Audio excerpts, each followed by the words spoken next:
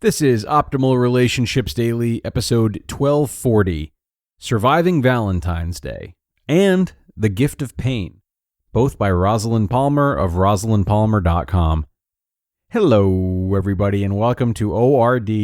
I am your host and narrator, Greg Audino, here on the big day, Valentine's Day, the day we all sort of maybe think a little harder about, or at least emphasize a little bit more, being that we are people who tune into a podcast that's all about relationship improvement. Well, I sure hope this Valentine's Day is off to a good start for you if you're listening in real time. But if not, today's featured author, Rosalyn Palmer, has some words of encouragement. I'll actually be reading 2 posts from her, both of which could be applicable if today is tough for you.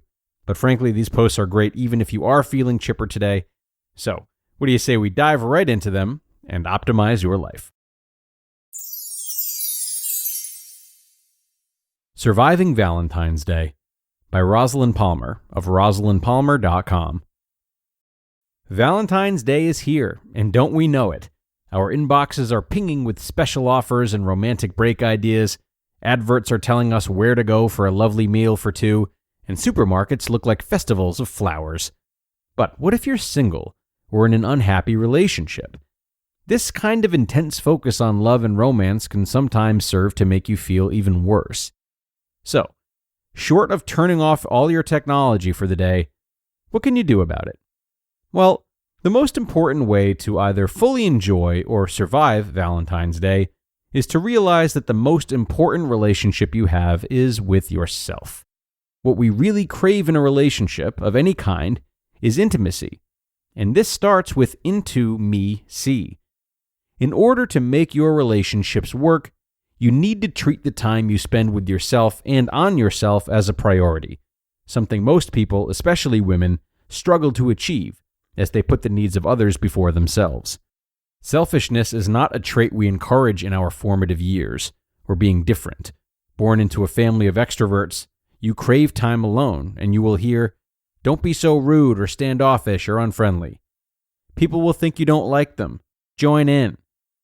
Conversely, if you're born into a family of introverts, then your extrovert tendencies will be invariably frowned upon and reined in, meaning you learn to distrust your own instincts and sacrifice what you crave for the greater good.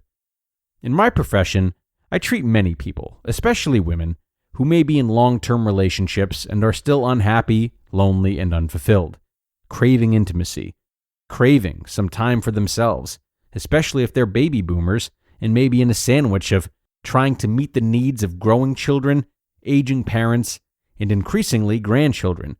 Oh, plus their own jobs, relationships, and personal development. Hardly surprising that there's little left for your partner, and even less for yourself. So remember, on an airplane, you're told to fit your own oxygen mask before your children's. And this is a good concept to apply in life too. This little exercise is drilled into you each time you fly, as it is contrary to human nature to look out for your dependents first. So if Valentine's Day is getting you down, here's my survival guide, which cheerily spells Valentines. V. Value yourself. Give yourself care and nurture. Your health is paramount, physically, emotionally, and spiritually. A. Accept yourself for who you are. Rejoice in your own unique qualities. Be grateful for all the things in your life. It's a good idea to keep a gratitude journal. L. Learn to let go. Forgive yourself and be kind to yourself. If you chastised a friend or lover the way you may speak harshly to yourself, would they stay? Probably not. E. Enjoy your own company. Otherwise, how can others enjoy being with you? N. Never leave yourself off your to-do list. This includes both waking and sleeping time. Before you go to sleep, remind yourself of all your positive qualities and wins you had that day. It will positively influence your dreams. T. There is no such thing as perfection. Perfect people in magazines are airbrushed. Perfection is unattainable, like a finish ribbon that moves away all the time. As such, it is the lowest quality of all. I've got this. Say this to yourself every day. You are enough, and all you need is already within you. Start to hear a new and encouraging voice that supports you. N. Never say never. Even if you've been hurt in the past, you can still find someone who loves and values you for who you are. But first, you must do this for yourself. E. Every day, find ways to love and nurture yourself. Walk in nature. Take 10 uninterrupted minutes, even if you have to go out onto the fire escape at your office, to savor your coffee. Soak in a hot bath. Do whatever works for you. S. Say no to others and to overwhelming demands on you and your time. And always remember to fit your own oxygen mask first. So I was talking to my nephew recently, asking him about his day at school, and he likes to get snarky with me. And when I said, "How was school?" he said, "School." Very uninspired, clearly not engaged, not interested in elaborating, and would rather just mess with me. And he's done this before, and every time he does, I always find myself wondering what he really is interested in. Well, that is when I discovered Outschool. Outschool offers the largest variety of live, interactive online classes for kids pre-K through high school. And the classes are actually fun. They cover every interest you can think of, and some you can't, like video game design, cartoon animation, instruments, speaking a language, creative writing, and so much more, all super affordable. And you can choose the size and group that works best for your child, including one-on-one classes, making it easy for them to learn no matter what. Outschool has helped my nephew get excited about learning, and they can help your kids too. To learn more about all Outschool has to offer and to save $15 off your child's first class, go to outschool.com/ORD and use code ORD. That's code ORD at OUTSCHOOL.com/ORD to save $15 off your child's first class. Outschool.com/ORD. The Gift of Pain by Rosalyn Palmer of rosalynpalmer.com. Recently, while loading the car before a long drive, I leaned across the back seat to grab something, and my back spasmed into pain.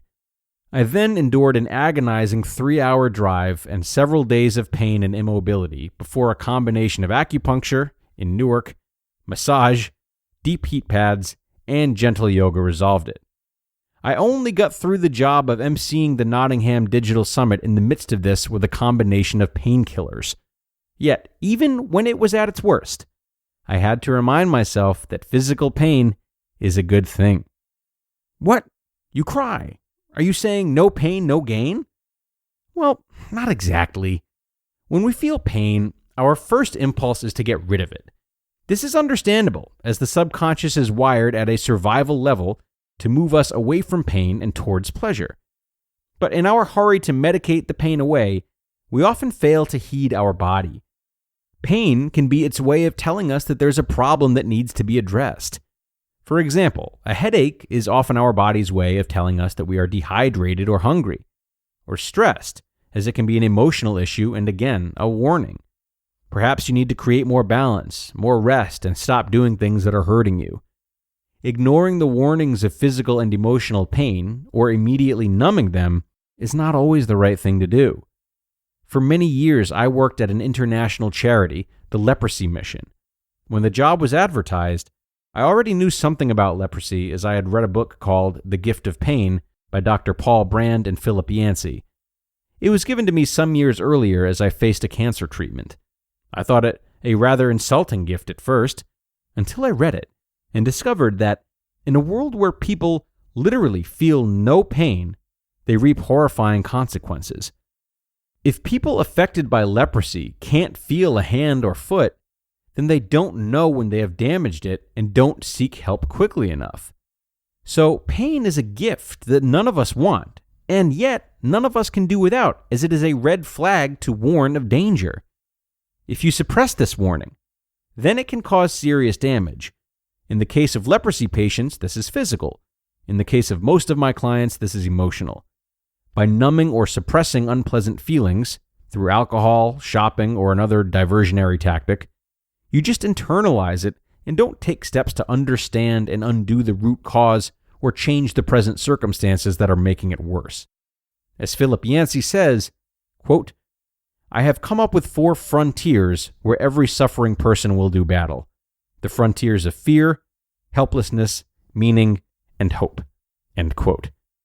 Just as we tend to a cut on our arm by cleaning and bandaging it, we can treat an emotional pain such as a broken heart by surrounding ourselves with love and support.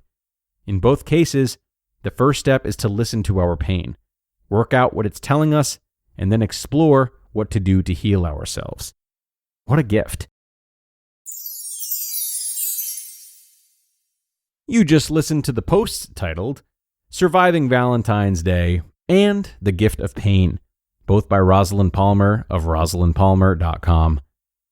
And definitely a lot to consider from both these reads, and perhaps it's all landing a little bit harder on Valentine's Day, however you feel about this particular holiday on this particular year. And I suppose that wording alone might sum up the way these posts bind all of us. How we feel about anything at any time is constantly fleeting. We may find pain this year, but not next, or the other way around. We may be in a happier relationship next year, but not find Valentine's Day as important. Whatever the case may be, Valentine's Day or not, the truth, is that our pain is fleeting. It's constantly in flux. This is the nature of being human.